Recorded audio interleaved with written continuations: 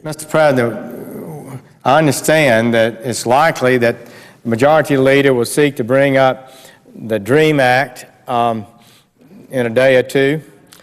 This is a very bad piece of legislation, and it's being presented at a time when we have massive illegality at our borders. One of the fundamental things that separates America from the other nations of the world is our commitment to the rule of law. We enforce our contracts and our statutes. We punish corruption. One of the great advantages this nation has over others is the degree to which there's integrity in our process here. We protect the rights and privileges of citizenship. We know that one of our most unique and valuable characteristics is our legal system. Law is a necessary condition for a free society. Freedom cannot flourish in chaos. Prosperity cannot arise in an uncertain environment. Yet we've allowed our borders to descend into chaos and lawlessness. For decades, we've failed to uphold the rule of law. We've failed to protect the integrity of citizenship in America and law. Even now, in a post-9/11 world, we still lack control over who comes into our country. Every day, guns, drugs, unknown people unlawfully pour across our broken border. The consequences of the government's failure is felt keenly by those living in our border states.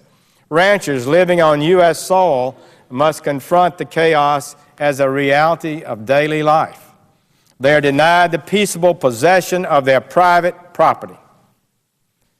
Phoenix, the capital of Arizona, is now known as one of the kidnapping capitals of the world. And yet it does not have to be this way. With enough will and determined execution of a carefully developed plan executed by a president and supported by Congress that has as its serious goal the elimination of this illegality, will be successful and can be successful in just a few years. It is not impossible. And that's what the public wants, and this is what our political leaders have obstinately refused to do.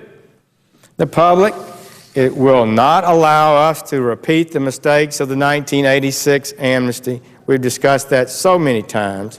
They will not fall for the ruse that we can have amnesty first and security later.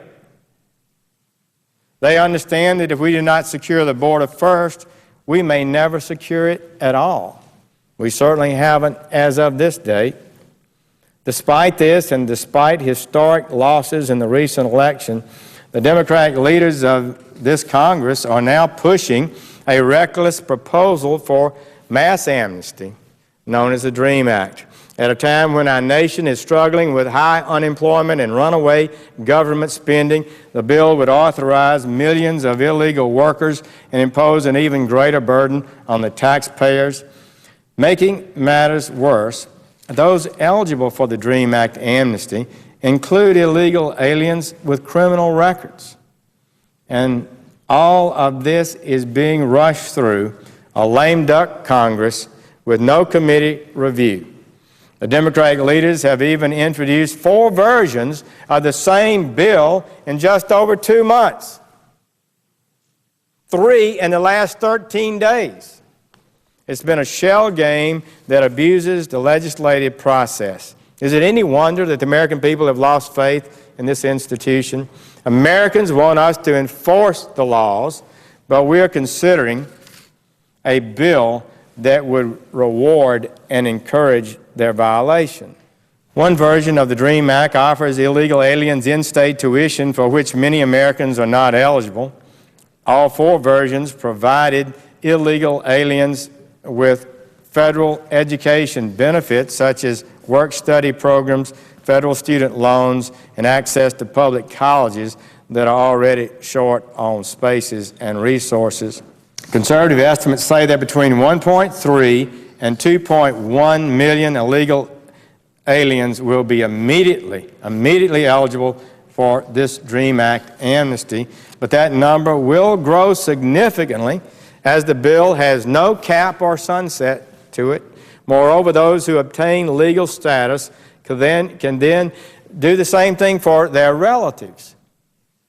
They're put on a path to citizenship and legal permanent resident status first and then citizenship. They can then, through the chain migration process, apply to bring in their relatives. And some of the people they might apply to bring in are likely to be the persons who brought them here illegally. As a result, the number of green cards granted could easily triple what's expected. And many with criminal records will also be eligible for the DREAM Act's amnesty. They simply must have less than 3 misdemeanor convictions. 2 misdemeanors, okay. 3, not so good.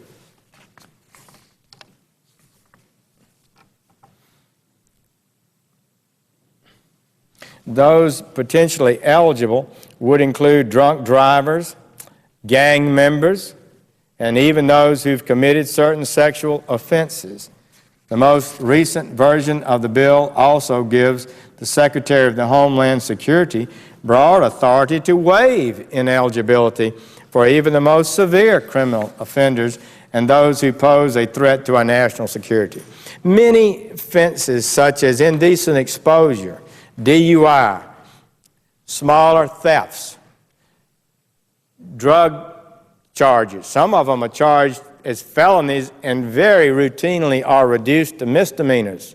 A misdemeanor drug offense does not bar somebody from, 2 misdemeanor drug convictions won't bar you from being able to be protected under this act and be able to have a guaranteed path to citizenship. This is not what we need to be doing right now. We've got a more serious challenge to end the illegal flow, and for people who've been here a long time and who've been good, otherwise been good citizens and have worked hard, we can figure out some way to deal with their future. But I just do not believe this is the right step. It's not the right step.